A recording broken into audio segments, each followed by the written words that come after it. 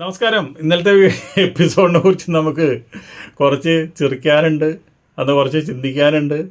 ഒരുപാട് ഇതുപോലെയുള്ള ഒരു മത്സരാർത്ഥികൾ ഇതിലൊക്കെ വന്നല്ലോ എന്ന് വിചാരിച്ച് നമുക്ക് ഒരുപാട് ദുഃഖം തോന്നുന്നു.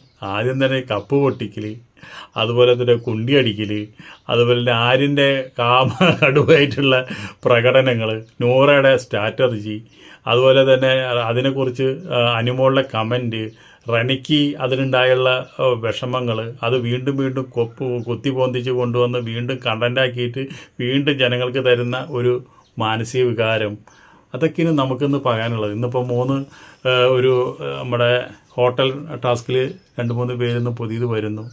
അപ്പോൾ ശോഭനയും നമ്മുടെ സലീമിനെയും ഒക്കെ നമുക്ക്, റിയാസിനെയൊക്കെ നമുക്ക് ഇന്ന് വീണ്ടും കാണാം. അങ്ങനെയൊക്കെ ഇരിക്കുന്ന സമയത്ത് ഇന്നലെ ഒരു വലിയൊരു പ്രശ്നം ഉണ്ടായി.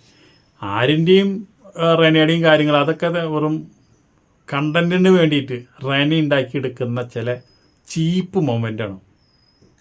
നിങ്ങൾ റെനയുടെ നമ്മുടെ യൂട്യൂബിലൊക്കെ ഒന്ന് കയറി കാണുക. ഇപ്പോൾ റെനയുടെ കല്യാണമൊന്നും കഴിഞ്ഞിട്ടില്ലല്ലോ. റെനയും റെനയുടെ കാമുകനും കൂടി പല സ്ഥലങ്ങളിലും ഈ ടൂറ് പോണ്, പല എന്തൊക്കെയാ സ്ഥലങ്ങളിലേക്കൊക്കെ ടൂർ പോകണം. ഇതൊക്കെ നമ്മൾക്ക് അതൊന്നും അവർക്കൊരു വിഷയമല്ല. പിന്നെ അങ്ങനെയുള്ള ആൾക്കാർ ബിഗ് ബോസിൽ വന്നിട്ട് ഈ ആര്യം കാണിച്ച ഒരു കോപ്രാലയത്തിന്, ഒരു കുട്ടികളിക്ക് ഇത്രയും വലിയൊരു ബിൽഡപ്പ് ഉണ്ടാക്കിയെടുത്തിട്ട് ആരിനെ കുരിശമ കയറ്റാനായിട്ട് നോക്കുകയെന്ന് വെച്ചിട്ടുണ്ടെങ്കിൽ, റെന ശരിക്കും പറഞ്ഞു കഴിഞ്ഞാൽ റെനയുടെ വോട്ടാണ് നഷ്ടപ്പെടുക.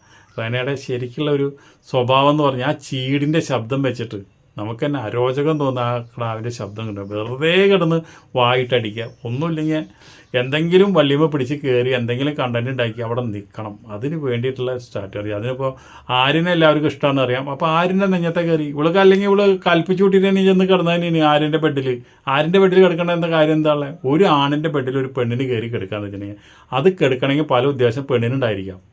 അപ്പോൾ അതേപോലെ തന്നെ ഉദ്ദേശം ആരിനുണ്ടായിരിക്കാം. അവൾ അവിടെ നിന്ന് ഓടിക്കുന്നുള്ള ഉദ്ദേശം ഉണ്ടായിരിക്കാം.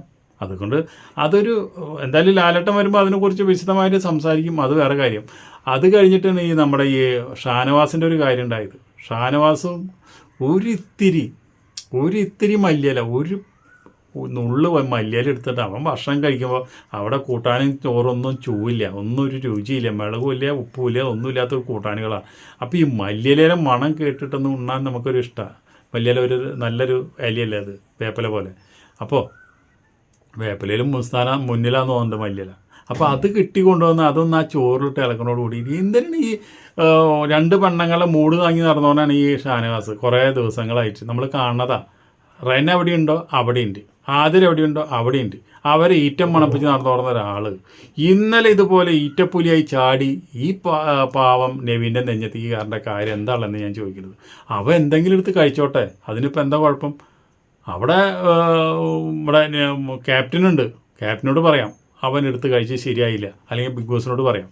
ഇതൊന്നും പറയാണ്ട് അവൻ നേരെ ചെന്ന് കണ്ടൻറ്റിന് വേണ്ടിയിട്ട് ആ പാവത്തൻ്റെ നെഞ്ഞത്ത് കയറി അവൻ കഴിച്ചോളുന്ന ഭക്ഷണം എടുത്ത് തട്ടിക്കളഞ്ഞു, ആ കപ്പ് ഉടച്ചു. എന്ത് വലിയ തെറ്റാണ് ഈ ഷാനവാസ് ചെയ്തതെന്നറിയാം. ഷാനവാസിൻ്റെ കുടുംബജീവിതം, അവൻ്റെ രോഗങ്ങളും കാര്യങ്ങളൊക്കെ, അവനോട് സഹതാപം കാര്യങ്ങളൊക്കെ ഉണ്ട്. പക്ഷെ അവൻ ചെറ്റത്തരങ്ങൾ മാത്രമേ ചെയ്യുള്ളൂ. അവൻ ആ അപ്പാനി എത്ര തന്തയ്ക്കും തിളയ്ക്കും വിളിച്ചിട്ടുണ്ട്, എന്തൊക്കെ അപ്പാനി ഉപദ്രവിച്ചിട്ടുണ്ട്. അവൻ അപ്പാനിയായിട്ട് എന്തെല്ലാം പ്രശ്നങ്ങൾ അങ്ങോട്ടും ഇങ്ങോട്ടും ഉണ്ടായിട്ടുണ്ട്. അപ്പോൾ അതൊക്കെ ഉണ്ടായിട്ട് അപ്കറായിട്ട് എന്തോരം പ്രശ്നങ്ങളുണ്ടായി. അവസാനമുള്ളപ്പോൾ ഈ കോംപ്രമൈസിലെത്തിയിട്ട് ഇവർ ഒന്നായിട്ട് ഇരിക്കുന്നത്. എന്നാലും തൊട്ടിത്തരം അവൻ്റെ കയ്യിൽ നിന്ന് പോയതുള്ളൂ. അവർ കൽപ്പന. അവനപ്പോൾ ഈ നമ്മുടെ നെവിൻ്റെ നെഞ്ഞത്തേക്ക് കയറേണ്ട ഒരു കാര്യമില്ല. എന്നിട്ട് അവൻ പറഞ്ഞ സ്റ്റേറ്റ്മെൻറ്റ് എന്താ? ഇത് അവന് വലിയൊരു കുറ്റമായിട്ട് അവന് മനസ്സിലായി. അന്ന് ഇതിപ്പോൾ അവരെ ഇന്ന് അവൻ ഭക്ഷണം കഴിക്കുന്നത് ആ കപ്പ് ഉടഞ്ഞു എന്ന് പറഞ്ഞാൽ അത് ആരും കൽപ്പിച്ചുകൂട്ടി ചെയ്തതല്ല. അത് ഒരു പിടിവലിയുടെ ഇടയിൽ കപ്പ് പറിച്ചു പോയതാണ്. ഇതിനു മുമ്പ് നമ്മുടെ റോബിൻ്റെ സമയത്ത് റോബിൻ കപ്പ് എറിഞ്ഞു പൊട്ടിച്ചിട്ടുണ്ട്. അതിന് ഭയങ്കര ശിക്ഷയൊക്കെ കിട്ടി, ഇരുട്ട് റൂമിലേക്ക് കൊണ്ടിട്ടതാണ്. അപ്പോൾ അതുപോലെയല്ല ഇത് പിന്നെ ഒരു ആക്സിഡൻറ്റ് സംഭവിച്ചു. പക്ഷേ ആ ആക്സിഡൻറ്റിനേക്കാളും വലിയൊരു കാര്യം എന്ന് വെച്ചിട്ടുണ്ടെങ്കിൽ അവൻ ഒരു മനുഷ്യൻ കഴിച്ചുകൊണ്ടിരിക്കുന്ന ഭക്ഷണത്തിനെ തട്ടിത്തെറിപ്പിച്ചു എന്നുള്ളതാണ്. ഒരു ഇത്തിരി മല്ലിയില അതിൽ കൊണ്ടുവന്നിട്ടു എന്ന് വെച്ചിട്ട് ഇവൻ എത്ര ദുഷ്ടനാ. ഇവനൊന്നും കുടിക്കുന്ന വെള്ളത്തിൽ വിശ്വസിക്കാൻ പാടില്ല. ഇവന് നമ്മുടെ അനീഷായിട്ടാ കൂട്ട്.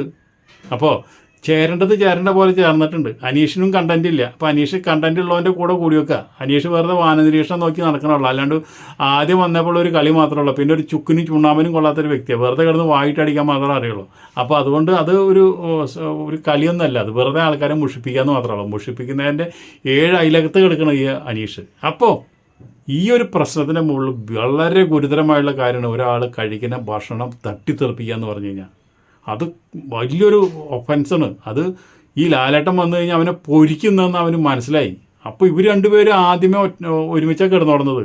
അപ്പോൾ ഇവൻ ഇങ്ങനെ ഒരു ആണായി നടക്കുന്നുണ്ടെങ്കിലും ഇവന് പെണ്ണിൻ്റേതായുള്ള ഒരു ചെറിയൊരു നടത്തം വർത്താനം കാര്യങ്ങളൊക്കെ ഉണ്ടല്ലോ. അവൻ്റെ ജെൻഡർ എന്താണെന്നാണ് അവിടെ വരെ പറഞ്ഞിട്ടില്ല. അത് കണ്ടിട്ട് ഇവൻ എന്തുണ്ടായി കലക്കാന്ന് വെച്ചാൽ അവൻ എൻ്റെ സ്വകാര്യ ഭാഗത്ത് കയറി പിടിച്ചു, അവൻ്റെ അണ്ടിമ കയറി പിടിച്ചു, അവൻ്റെ കുണ്ടിമ കയറി പിടിച്ചു, അവൻ്റെ ദുരുദ്ദേശപരമായിട്ട് പിടിച്ചു, ഞാൻ അവനപ്പം അടിച്ചു. ഇതൊക്കെ പറയണത് ഇങ്ങനെ ഇത്രയും വലിയൊരു ഒഫൻസ് ഇവൻ ചെയ്തുകൊണ്ടിരിക്കുമ്പോഴാണോ? ഇതിനു മുമ്പ് അവന് വായിൽ പൊന്തിയില്ലേ? അപ്പം അന്ന് അവൻ ഇതുപോലെ ഈ കാര്യങ്ങളൊക്കെ ചെയ്തപ്പോൾ അവൻ സുഖിച്ച. അതാണ് ഞാൻ ചോദിക്കുന്നത്. അന്ന് ഷാനവാസ് സുഖിച്ചു, ഇന്നിപ്പോൾ അവനെ തള്ളി പറഞ്ഞു. ഇനിയിപ്പോൾ അവൻ പിടിച്ചിട്ടുണ്ടെങ്കിൽ തന്നെ എന്താ അതിൽ തെറ്റ്? അവർ പെണ്ണിനൊന്നല്ല കയറി പിടിച്ചത്. അവർ രണ്ടുപേരും ഒരു ബെഡിൽ കിടക്കണം. അപ്പോൾ അവനെന്തെങ്കിലും രണ്ടുപേരും കിടക്കുമ്പോൾ അവനെ ചിലപ്പോൾ ഒന്ന് തൊട്ടിട്ടുണ്ടാവും, പിടിച്ചിട്ടുണ്ടാവും. അതിങ്ങനെ ഈ പബ്ലിക്കായിട്ട് ചീപ്പ് ആയിട്ട് പറയാമെന്ന് പറഞ്ഞു കഴിഞ്ഞാൽ അത് നമ്മുടെ നവീന് ഒരുപാട് വിഷമമായി. നവീൻ എന്ന് പറഞ്ഞു കഴിഞ്ഞാൽ മനോഹരമായിട്ട് സംസാരിക്കും, നല്ല കോമഡി കാണിക്കും. ഇവൻ്റെ പോലെയുള്ള ഉണ്ടാക്കണമെന്നല്ല നവീൻ എന്ന് പറഞ്ഞു കഴിഞ്ഞാൽ അവൻ്റെ കോമഡി എന്ന് പറഞ്ഞാൽ നമുക്ക് അത്രയധികം ഇഷ്ടമാണ്.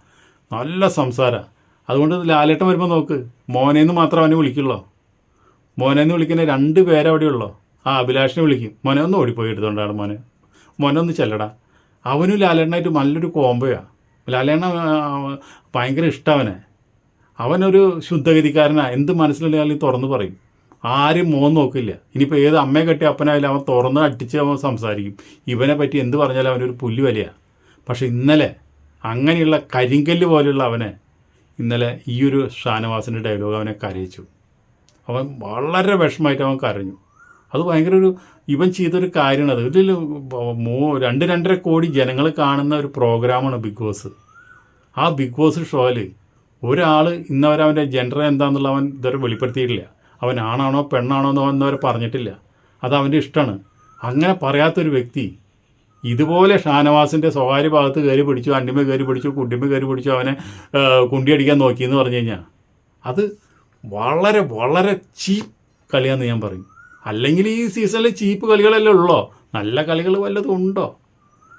എല്ലാം ഈ മുരിഞ്ഞ തൊണ്ടിനും തക്കാളി തൊണ്ടിനും മറ്റുള്ള തൊണ്ടിനുള്ള വഴക്കുകളെല്ലാം നടക്കുന്നത്.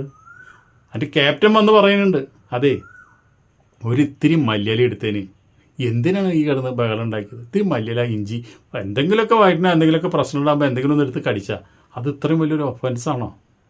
ഇതിൻ്റെ ഇടയിൽ ഈ പുലിയായിട്ട് നിൽക്കണ് നമ്മുടെ ഷാനവാസും നവീനും. അതിൻ്റെ ഇടയിലുണ്ട് അനീഷ് വന്ന് കയറി വന്നിട്ട് അവൻ്റെ സുഹൃത്താണല്ലോ ഷാനവാസ്. അവനെ രക്ഷിക്കാൻ വേണ്ടിയിട്ട് ഇടയിലങ്ങോട്ട് കയറി പിടിച്ചൊരു തള്ളാ കൊടുത്തു നവീൻ. നീ പോടാറുന്നു, നീ ആരണ്ടാ നീ ചോദിച്ചിട്ട് വേഗം പോയില്ലോ. ഭയങ്കര പേടി തോർന്നാ. ഇത് കേട്ടോട് കൂടി പോയി എവിടെ പോയിട്ട് മുക്കിൽ പോയിട്ട് എവിടെ ഒളിച്ചിരുന്നു. അതിൻ്റെ പിന്നെ ഷാനവാസ് ഇതൊക്കെ കഴിഞ്ഞ് വന്നപ്പോൾ ഷാനവാസിനോട് ഉപദേശിക്കുന്നുണ്ടായിരുന്നു, അതെ നമ്മൾ ഇങ്ങനെയുള്ള സമയത്ത് നമ്മളൊരു കയ്യാലം നിൽക്കുക, ഇതിന് ഇടി കിട്ടാണ്ടിരിക്കാനാവും. അപ്പോൾ ആ കയ്യാലം നിൽക്കുക, അതാണ് വേണ്ടത്. നമുക്ക് ടെൻഷൻ ഉണ്ടാവരുത്, പ്രശ്നം ഉണ്ടാവരുത്, നമുക്കൊക്കെ പല രോഗങ്ങളുള്ളതാണ്, അതൊന്നും നമ്മളിതിനെ ബാധിക്കരുത് എന്നൊക്കെ ഉള്ള ഉപദേശങ്ങൾ കൊടുക്കുന്നുണ്ട്. അപ്പോൾ ചേരേണ്ട പതി ചേർന്നിട്ടുണ്ട്. അപ്പോൾ ഈ അനീഷിൻ്റെ ഇപ്പോഴത്തെ ഒരു സ്ട്രാറ്റജി എന്ന് പറഞ്ഞു കഴിഞ്ഞാൽ തനി തറയായിട്ടാണ് പോണത്. പോരാത്തതിന് ഇതുപോലെയുള്ളൊരു നമ്മളീ പറയണല്ലോ, ഈ തീട്ടം തൂറുവേനെ ചോന്ന് കഴിഞ്ഞ് കഴിഞ്ഞാൽ ചോന്നവനും നാറെന്ന് പറഞ്ഞില്ലേ, അതേപോലെ തന്നെ ഈ ഷാനവാസിനെ ചോന്ന് കഴിഞ്ഞ് കഴിഞ്ഞാൽ നീയും കൂടി നാറും. ഇപ്പം നീ വലിയ ആരും വേണ്ട, ആരും സുഹൃത്തുക്കളില്ല, എനിക്ക് ഷാനവാസ് മാത്രമുള്ളൂ പറഞ്ഞിട്ട് അവനെ ചോക്കുന്നുണ്ടല്ലോ. ഷാനവാസിനെ കുറിച്ച് ഒരാൾക്കും ഒരു അഭിപ്രായമില്ല. അതേപോലെ തന്നെ നീയും നാറാനെ പോകണം. അവിടെ ഈ കൂട്ടുകെട്ടുകളാണ് ഏറ്റവും വലിയ ബുദ്ധിമുട്ടായിട്ടിരിക്കുന്നത്. പിന്നെ ഇത്രയും നമ്മൾ കാര്യങ്ങളൊക്കെ ഇതുപോലെയുള്ള കാര്യങ്ങളൊക്കെ ബിഗ് ബോസിനെയും അനുസരിക്കില്ല, അതുപോലെ മോഹൻലാലും അനുസരിക്കില്ല. നമ്മൾ ഈ നിലയ്ക്ക് തന്നെ ഇവിടെയുള്ളവരൊക്കെ പെരുമാറുള്ളൂ എന്ന് പറഞ്ഞു കഴിഞ്ഞാൽ ഈ ബിഗ് ബോസ് ഇപ്രാവശ്യം വട്ടം തിരിഞ്ഞ് പോകുള്ളൂ. ശരിക്കും പറഞ്ഞു കഴിഞ്ഞാൽ എവിടെ നിന്ന് കിട്ടിയവരൊക്കെ ഈ സീസണിൽ ആരാണ് ഇവരൊക്കെ സെലക്ട് ചെയ്ത് കൊണ്ടുവന്നത്? ഇത്രയും വൃത്തികെട്ട ഒരു ബിഗ് ബോസ് സീസണിൽ വന്ന മത്സരാർത്ഥികളെ പോലെ ഒരു എണ്ണമില്ല സ്റ്റാൻഡേർഡായിട്ട്. എല്ലാം ഒരു നോക്കത്തിൽ പൂട്ടാം. പിന്നെ എന്ത് പറയാനാ റിവ്യൂ? അടുത്ത വീഡിയോയിൽ വീണ്ടും കാണാം. നന്ദി, നമസ്കാരം.